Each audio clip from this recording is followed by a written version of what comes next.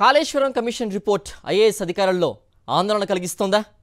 ఇప్పటికే ఇన్వెస్టిగేషన్లో అధికారుల తప్పిదాల్ని ఎత్తి చూపిన కమిషన్ ఫైనల్ రిపోర్ట్లో ఏం ఇవ్వబోతోంది? డిజైన్ నుంచి నిర్మాణం వరకు అధికారులు రూల్స్ పాటించారా? మెయింటెనెన్స్ నుంచి బిల్లులు పాస్ అయ్యే వరకు లా బుక్ మెయింటైన్ చేశారా? అసలు అధికారుల నుంచి ఐఏఎస్ల వరకు ఎందుకంత టెన్షన్ పడుతున్నారు? Watch it. ఏడాది పాటు కాళేశ్వరం ప్రాజెక్టులోని మేడిగడ్డ అన్నారం సుందిల్లా బ్యారేజీలపై విచారణ జరిపిన కాళేశ్వరం కమిషన్ మరో వారం రోజుల్లో ప్రభుత్వానికి తుది నివేదిక ఇవ్వనుంది.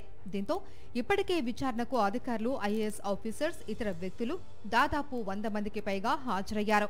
కాళేశ్వరం కమిషన్ ఫైనల్ రిపోర్ట్ ప్రభుత్వానికి ఇచ్చే సమయం దగ్గర పడటంతో ఇరిగేషన్ శాఖలో అధికారులతో పాటు కాళేశ్వరం కమిషన్ ముందు హాజరైన ఐఏఎస్ అధికారుల్లో సైతం టెన్షన్ మొదలైంది. సుప్రీంకోర్టు మాజీ న్యాయమూర్తి జస్టిస్ పిసి ఘోష్ ఆధ్వర్యంలోని కమిషన్ బహిరంగ విచారణకు హాజరైన అధికారుల తప్పిదాలను ఎత్తిచూపింది. దీంతో కాళేశ్వరం బ్యారేజీల్లోని లోపాలపై ఎలాంటి నివేదిక ఇస్తారు అనే చర్చ నడుస్తుంది. దీనికి తోడు NDSA final report, vigilance report ఇచ్చింది. 2 రిపోర్టులలో అధికారుల తప్పిదాలు, కీలక లోపాలను ఎత్తిచూపాయి. విజిలెన్స్ రిపోర్టులో తప్పులు చేసిన అధికారుల పేర్లతో వారిపై తీసుకోవాల్సిన చర్యలను సైతం చెప్పినట్లు సమాచారం. మరోవైపు ఐఏఎస్ అధికారుల్లో సైతం టెన్షన్ మొదలైందట.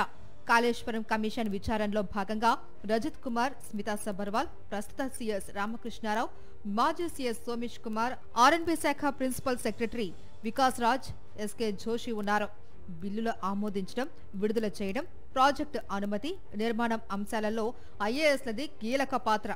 ఎవరి ఆదేశాల మేరకు నిర్ణయాలు తీసుకున్నారు అని కమిషన్ బహిరంగ విచారణ సమయంలో ఆగ్రహం వ్యక్తం చేసింది.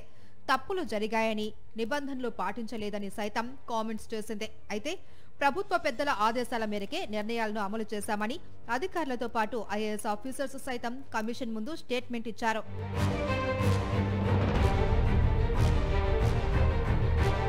మొత్తానికి ఏడాది తర్వాత ప్రభుత్వానికి కాళేశ్వరం కమిషన్ ఫైనల్ రిపోర్ట్ అందబోతుంది.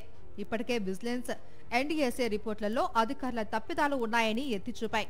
ఇక కాళేశ్వరం కమిషన్ విచారణ సమయంలో అధికారుల తప్పిదాలు జరిగినట్లు స్టేట్మెంట్లలో ఉన్నాయి కాబట్టి ఫైనల్ రిపోర్టులో ఏముంటుంది, ఎలాంటి చర్యలకు కమిషన్ ఆదేశిస్తుంది అనే టెన్షన్ ఐఏఎస్ అధికారుల్లో ఉందట. దీనిపై మరో వారం రోజుల్లో స్పష్టత రానుంది.